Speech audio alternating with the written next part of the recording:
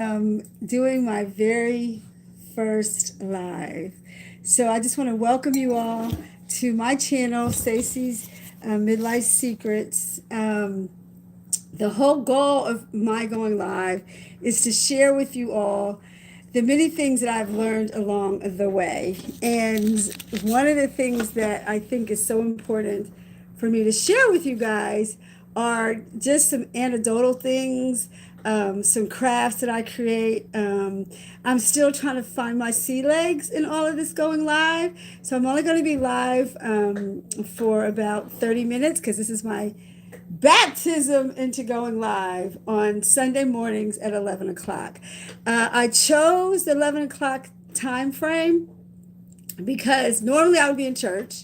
And I know many of the people who follow me are probably sitting in church right now, and that's okay. That's perfectly fine. They can watch the replay. However, I am doing this channel to bring those people who have decided that they're going to follow the truth.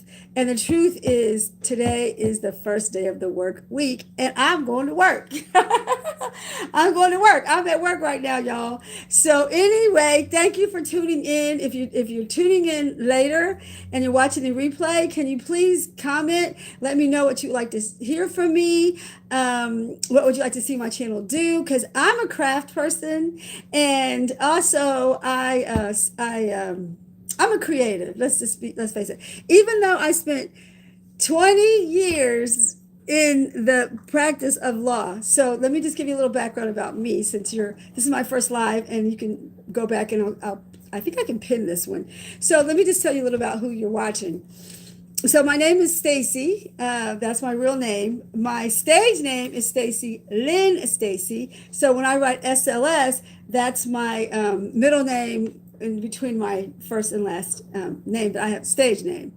So anyway, so I'm Stacey Lynn Stacy for purposes of this exercise. And I was born in Columbus, Ohio, raised in Columbus, Ohio, went to law school at the University of Cincinnati, graduated from law school, then moved on to, got married, and went to law, got married, took the New York bar, struggled with the New York bar, got through the New York bar, and then I went through a divorce from my first husband and moved back to Ohio, practiced law in Ohio. I became barred in the state of Ohio. And then I got married again and had two sons. I had a daughter by my first marriage, two sons by my second marriage. And so I stayed in Ohio. That's my hometown. I went back home, stayed there in my new marriage, and for quite a while I had a really good career there.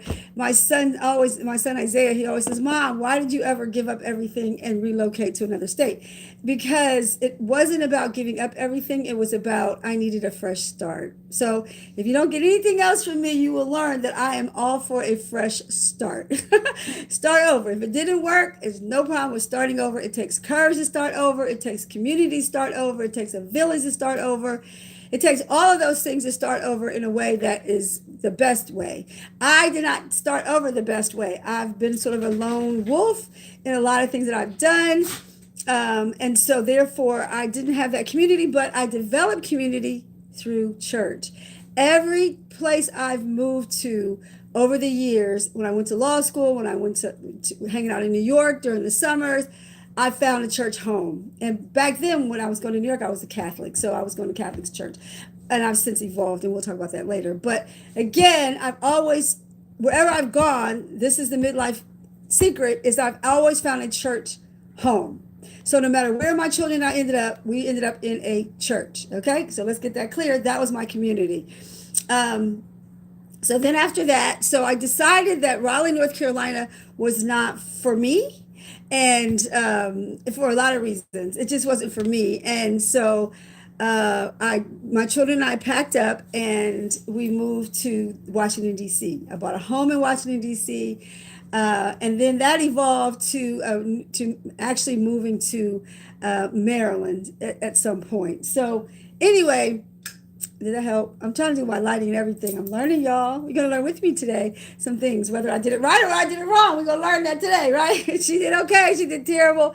She, all right, I'll subscribe and I'll be back. So that's what I hope that the outcome is, that you subscribe and come back next Sunday at 11. So then I left Raleigh. I never got barred in Raleigh. I decided, because that was the plan. The plan was initially that my husband and I, at the time, the children, my father's children and I, we were going to go to Raleigh together and start a new life together, because we thought that would save our marriage and help our marriage, which it did not, and he didn't show up. So that's fine. That's it. It is what it is. It ain't what it ain't. It did what it did. It do what it do. So I ended up moving to Washington, D.C. The reason I moved to Washington, D.C., because I pray about everything. So most everything. So I prayed about it, and I felt, because I had a New York bar license, I would be close to New York and be able to use my license, which happened. I did. I was able to pick up some cases and things. And I wanted to keep my New York bar active, because I love New York. I just do. So took the Ohio bar, passed the Ohio bar, practiced in Ohio for a good while. My children were actually advancing from elementary to middle school at that point when I relocated to DC. So stayed in DC, became barred in Washington, D.C. So I have a bar license in three states. Well, D.C. is not a state, but I have a bar license in New York first, Ohio second, and D.C. third. So that was how my career progressed. At some point,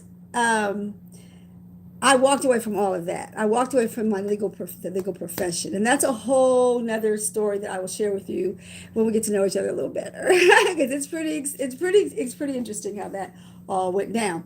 And so then I raised my children pretty much in the DC area, between DC and Ohio, because their dads are in Ohio, from where I'm from. So like I said, I raised my children between DC and Ohio and Maryland, because I'm currently in Maryland, where my daughter lives with my grandchildren. So that's a little bit about me. One more thing. So how did I transition? I didn't complete that thought. So after I walked away from my practice in 2011, I moved to LA, because my children at this point were grown enough where, I feel like my children still need me, and I still need my children in ways that have to evolve and have to adjust. Okay. So anyway, so I had my children, my children were teenagers in the DMV, and now they're adults. And now I have two of them that live here in the DMV with me, my baby son and my oldest daughter,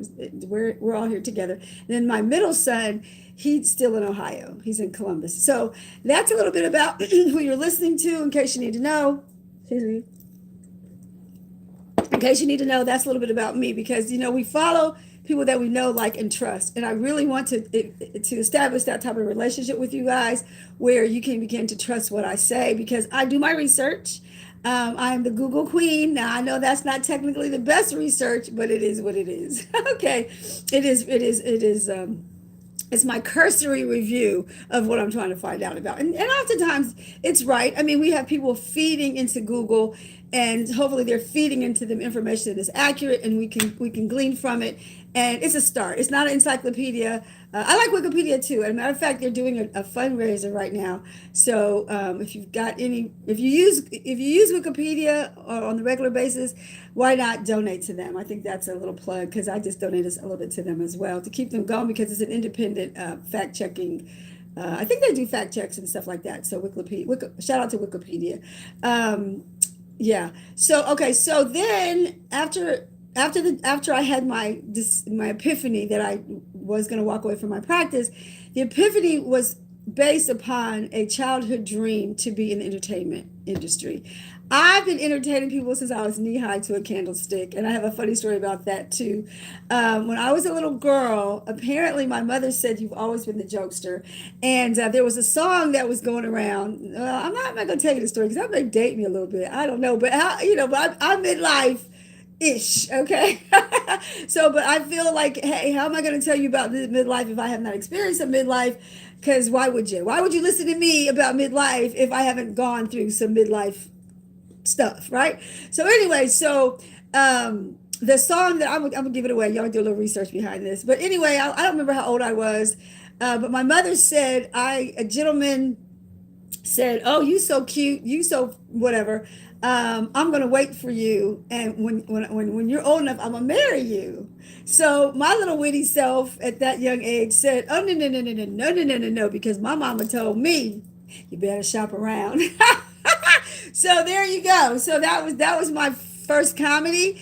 And my first, I just been kind of comedic my whole life. And I, let me tell you what I feel it goes back to. This is my take on me. So I was tiny. I'm still not that big. Okay, 5'2", shrinking, and I was light skinned, and I have this hair, right? So I had to make myself likable to my community, and my community it's a beautiful community growing up, because it was a community I had. So it's a black community, and nothing like a black community in America. I'm telling you, we are very unique in that we've had to make a lot of decisions around circumstances. It was more about circumstances than it was about how do I say that?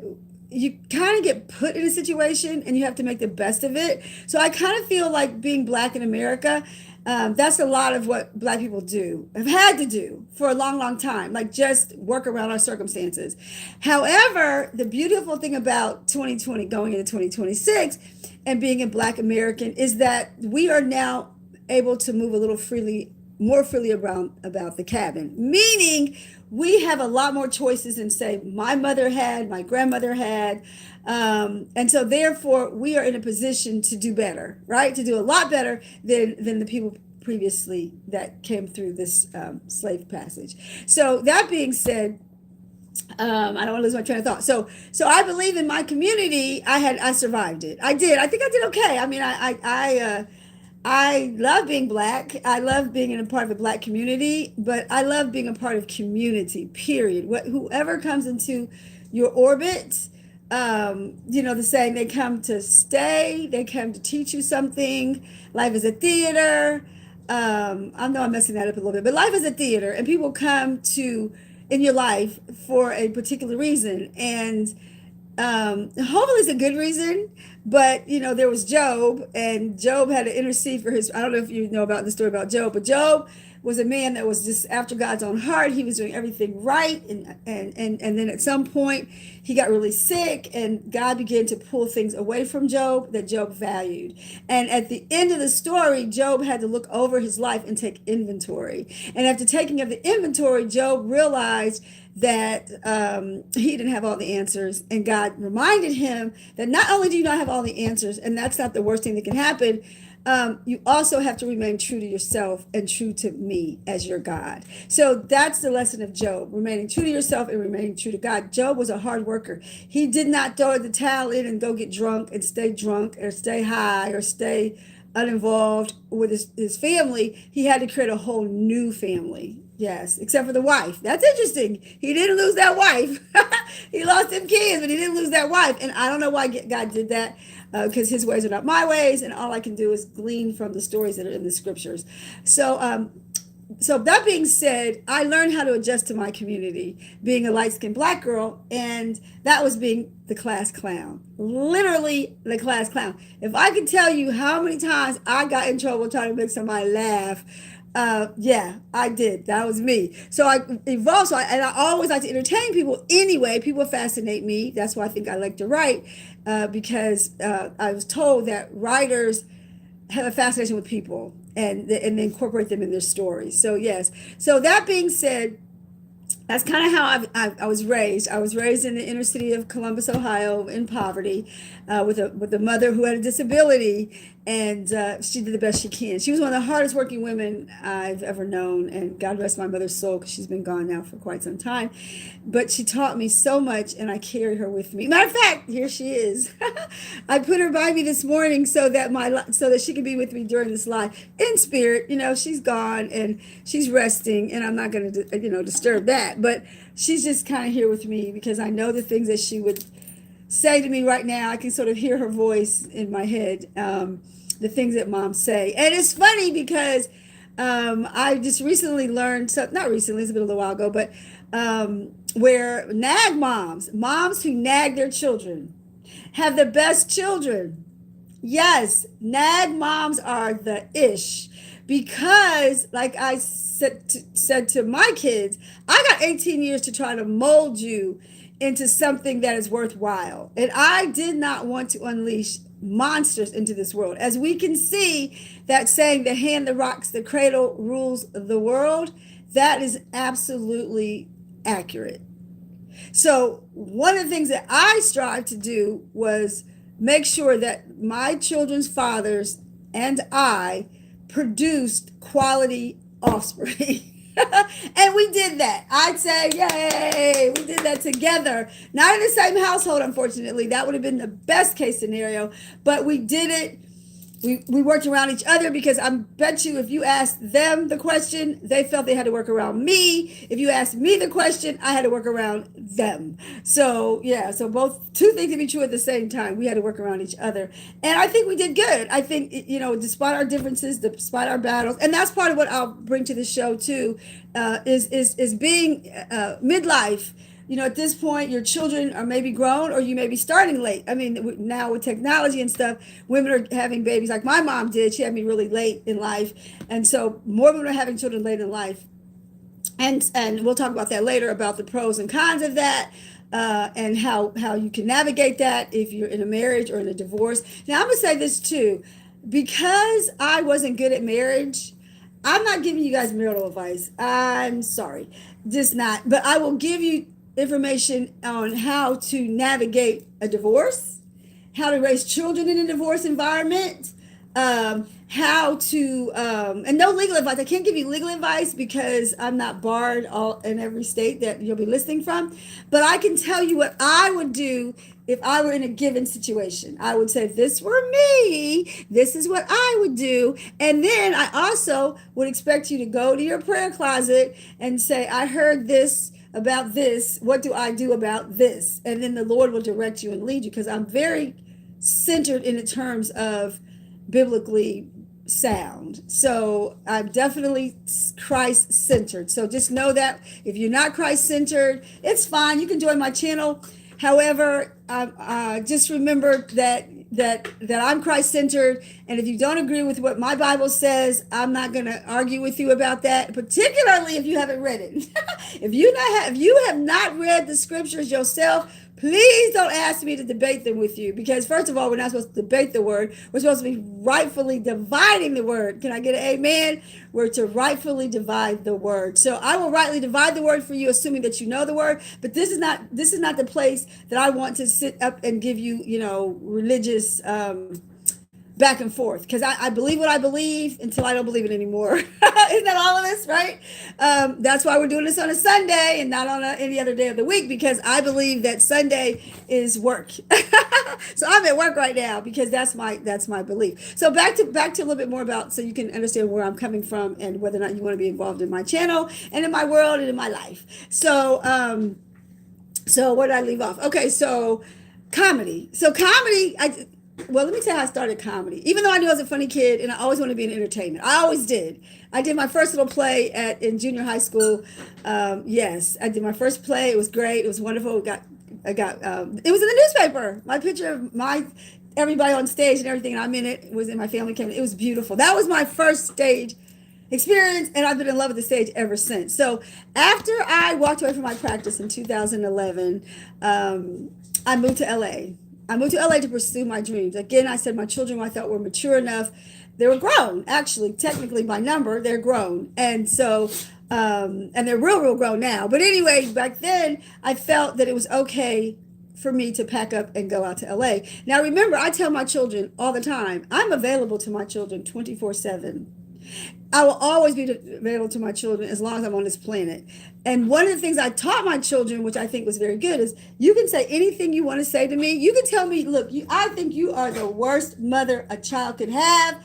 Just say it respectfully, because I'm going to disagree with you. I'm going to take you down on that one, because I know that I was not the most appropriate at all times, but hey, I did my best to be appropriate. I'm always trying to be appropriate. Sometimes I miss the mark, you know what I'm saying? Because a lot of stuff is new. How do you know how to be appropriate in a given situation when you're new to the situation? You hope that you got the intel, right? You hope that you have the knowledge and the information to step into a new situation and do it right. But there are oftentimes you fail, and that's where that imposter syndrome comes in. Like, should I really be here? So again, I will say this. I walked away from my practice to walk into a life that I wanted. Okay? I walked into a life that I wanted.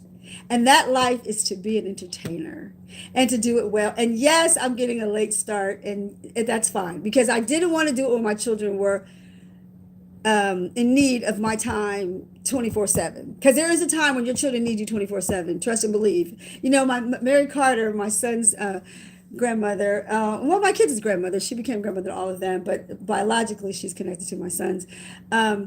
She would say, one of the things that she would say, I'm going to lose my train of thought, about, got it. When they're little, they're on your heels. So true. I mean, the time they come, I got a dog that's on my heels now, so don't ask me why I got a puppy. I don't know. I was too old for this, but that's okay. That's another midlife story for later. But she said, when they're little, they're on your heels. When they're grown, guess where they are? On your heart. Yes. When your children are grown, they're on your heart. Your children never leave you. They never leave you. They don't. They're always with you. You know, whatever door you walk through, your children, your family's walking with you. And so therefore, so that's what I did it. That's why I said, okay, the time has come to embark on the career that you chose, right? Because I think practicing law chose me. I didn't choose it. As a matter of fact, can I just tell you a quick story about that? When I was graduating undergraduate school at the University of Cincinnati, this young man whom I didn't really know, but he was a big wig on campus. His dad was a senator, Senator Bowen, and his son came to me and said, I was sitting in the cafeteria. This is God thing, one of the God things. Sitting in the cafeteria, knowing I was graduating from undergraduate school, not really having any direction. You know, a lot of what I had to do was by the seat of my pants, fly by the seat of my pants. So he said to me, how are your grades? And I told him I had a B plus average. That degree is an urban administration management. So I have a degree in that because I was going to be a governor, a mayor. I don't know. I was going to be into politics. Anyway, so he said, well, have you thought about going to law school? And I was like, law school? No, me? You know, I grew up in the projects. Anyway, I have no money. Law school? So he says, well, you should think about it. And you know what? That was a God thing. That was a God thing. God planted that in that man to say to me in that moment, because that's what I did. I applied to 2 law schools. One where I was already at because I had a good chance of getting in. You always have a good chance of advancing in the school that you're in to their advanced program. So I did. And then I had a boyfriend that lived in Chicago who I was kind of crazy about. And so I said, well, let me apply to school there because that's a support system, you know. And so I did. But I didn't get into that law school. I got into my alma mater, and so that's what I went to school at Cincinnati, which was fine. It worked out perfectly because I was still close to home. And winters and you think Ohio winters are bad, Chicago winters are worse. So I made the right decision. Well, the decision was made for me because I got accepted into that second law school, not the first one, my first choice at the time because I was in love. But anyway, so finished law school, and that was my career. I did it, and the beautiful thing about it was being in DC. I made really good money, so it let me be more of a mom as well. So it allowed me that ability to raise my children and also raise them on good money where I didn't have to work long hours, because that was important to me. Because even though their dads were in their lives, their dads were not in the house. So we had that to deal with. So anyway, finished all of that, put all that behind me, and said, now it's time for me to pursue my dream. And because I always said it, I said, I'm not going to be some old lady sitting in the rock chair talking about, I know I would have been a good actress if I ever pursued it. Yes, I would have been a good comedian if I ever pursued it. Yes. Because, probably that would have been true, but I would rather say I tried. I'd rather say I tried and I did. The jury's still out. How well I'm going to do, with this YouTube channel. The jury's still out. I don't know. I'm going to pick up my other baby. Lord, why do I have a baby? Baby dog. But anyway, so the jury's still out. But that was how it happened. That's why you and I are here right now, because I'm self-promoting, and part of my self-promotion is being on here with you all and getting you to fall in love with me so that you'll come and see me on Sunday at 11 o'clock. And I won't bore you too terribly. But I said I was only going to do a 30-minute for my first live and just introduce myself. But let me just finish it up. So I went to LA for 3 years, met some really great comedians, and did my comedian thing, right? Oh, can I tell you real quick how I started as a comedian? So I was still practicing as a trial lawyer, still presenting cases to before the juries, and I wanted to enhance my skills. So there was the DC Improv in DC. I was getting my hair done and walked past, my salon was near the DC Improv. So I went to the DC Improv, took a class on short form and long form improv, right? And while I was there, they added a class, which was a comedy class, a stand-up comedy class by Matt Gazam. Shout out to Matt. Matt, I love you. Thumbs up, Matt. I'm doing it. He keeps telling me, get your butt out there. Anyway, so I took a comedy class, and he told me, my instructor said, you're funny. He said, you're naturally funny. So I can't teach anybody how to be funny, but I can teach you how to be funny in front of an audience. So that's how I became a stand-up comic, because for somebody told me that's what to do. See, that's what I'm saying. That's why I'm trying to tell y'all some stuff to do for your midlife to make it better. All right, and I need you young ladies in here too, because I need you to, you're heading that way regardless. If you stay on this planet long enough, you're going to go through 4 phases: newborn, young adult, full adult, old, senior. So yeah, so you're gonna have those phases of life. And so anyway, so what I think this show can give everybody a little something. But if it's not your cup of tea, it's not your cup of tea. But anyway, so took the comedy class, love stand-up comedy. That's what I did in LA, because in LA it's a ticket, and they do it very well there. So I'm very well trained in comedy. From being in on stage in LA for a couple years, and then it's evolving. It's still evolving. Yes, my comedy career is evolving. My whole acting career is all this is evolving. So you're going to evolve with me. That's good, right? That's fun. That should be fun. Let's make it fun. So anyway, I just want to know from you all, what do you expect from me? Well, if you came to somebody's channel that said midlife secrets, can you drop a comment below? A, where you're watching from, even if you're watching the replay. B, if you came to this channel because of the title, what kind of things do you expect out of me in my channel? That would be really good to know, because I'm going to tell you things that happened to me, because I think experience is the best teacher. I know I'm highly educated. I have a Juris Doctorate degree. That makes me highly educated. But I always heard the best teachers are those that can take in a room, make the person who is least likely to understand what you're saying to understand what you're saying. That's a good teacher. If everybody in the room can walk away and say, I learned something from this, and this is what I learned, they can articulate it, they can put it into practice, then you are a good teacher. You're a good teacher. So that's kind of what my role is right now, to teach you guys what I know coming through midlife, and to also learn from you all through your comments, through your support. We're gonna learn together. We'll learn together on this, which is exciting to me, very exciting to me. Because if I can keep this up, oh my gosh, it'll be a feather in my cap, to be honest. Because one of the things, let me say this, one of the things my mother noticed about me, and I think this is about being a good mom or a good dad, is to know where your child's strengths are and your child's weaknesses. And once you guys know that, then I think it's important for the mom and the dad to lean that child towards his bent. If your child gets up in the morning like Barry White did and come downstairs, I love that Barry White story. I love Barry White. He came downstairs with this, hey, mama, good morning. And she's like, oh my gosh. And they both cried, because they both realized her son was a man and his voice had changed. And now we got Barry White. So she understood that. I don't know how much she pressed him to sing or whatever, but I'm sure she was very supportive of him because he was such a great dad, I'm hearing. And anyway, so that's important, to know your children's bent, to know what direction they're going in, and to help them get there. Definitely, definitely, definitely, definitely. So those are the kinds of things that I want to help you with. I'm, like I said, I'm a creative. I have some things. I think I'm going to make things and sell them, if you don't mind.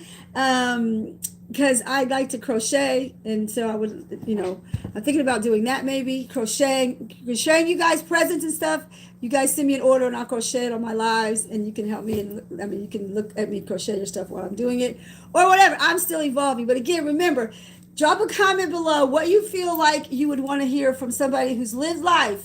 It wasn't no easy life. I did not have a silver spoon in my mouth at all. My mother was a disabled housekeeper. She was a maid, and my mother worked so hard. She taught me the value of hard work. She did. She really did. God rest my mom. You're going to hear a lot of her anecdotes and stuff like that. Yeah. So anyway, it's 30 minutes. I said I was going to go by my first live for 30 minutes. It's just an introduction to who I am. I hope to bring you some wonderful content over the years. And I hope that you will enjoy this journey with me. So thank you. Like I said, if you're watching the replay, drop where you're from, drop what you would like to hear, what you would expect from a channel that's talking about midlife secrets. What would you expect for me to talk about that you would appreciate and enjoy? All right. So thank you. Thank you for tuning in, and I'll see you next Sunday at 11, unless you're in church. Okay. Watch the replay when you get home. Okay. Bye for now. Now, because I'm new to this, it's going to take me a minute to end this live. All right, let's see. How do I end the live? All right, flip, mute, hide live, retouch, create highlight, lighting, close. Okay, I think this might do it. Bye. Did it shut you guys off? Or that's the button. Yes, I want to stop streaming. I found the little X in the corner. Okay, bye, guys. Thank you. Bless you. Happy Sunday. Have a great rest of your week.